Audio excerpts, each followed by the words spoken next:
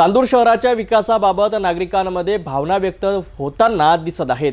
नगर परिषद ही केवळ ठेकेदारी आणि कमिशनखोरी करणाऱ्यांची जागा नसावी। सामाजिक कार्यातून पुढे आलेल्या पारदर्शक आणि दूरदृष्टी असलेल्या लोकांनी नगर परिषदेचे नेतृत्व करावे अशी जनतेची मागणी आहे।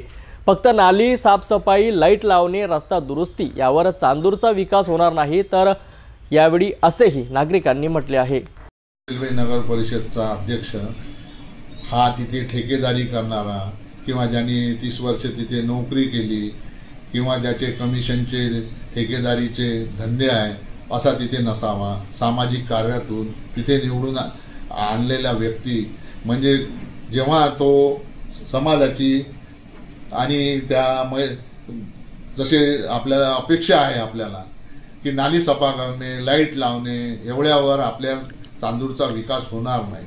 ज्याच्यासाठी आपल्याला उच्च शैक्षणिक संस्था इथे घेऊन यावं लागेल, दुसऱ्याच्या द्वारा NOC त्यांना प्राप्त करून द्यावे लागेल। शाळेसोबत कॉलेज, खाजगी संस्था या सर्वांना संधी मिळाली पाहिजे।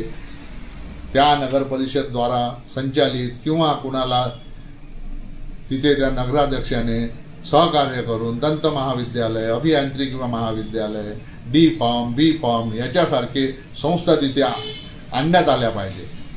हेच नगराध्यक्षाचं एक योग्य काम यासाठी राहील। जसं अतिक्रमणधारक आहे, सडक्यावर उभे आहे, त्यांच्यासाठी छोटे छोटे दुकान तिथे त्यांनी तयार केले पाहिजे, जेणेकरून नगर परिषदेला त्याचा थोडाफार मिळकती मिळेल आणि त्याची नेहमीसाठी रोजगार त्याला उपलब्ध होईल। यासाठी चांगला आणि योग्य पैसे कमावणारा न ज्याचा जुना धंदा आहे कमिशन कमावणे, पैसा कमावणे, पैशातून सत्ता आणि सत्तेतून पैसा अशा लोकांना कृपया जनतेने निवडून देऊ नये हे मी एक चांदूर रेल्वेचा नागरिक म्हणून आपल्या सर्व जनतेला विनंती करतो।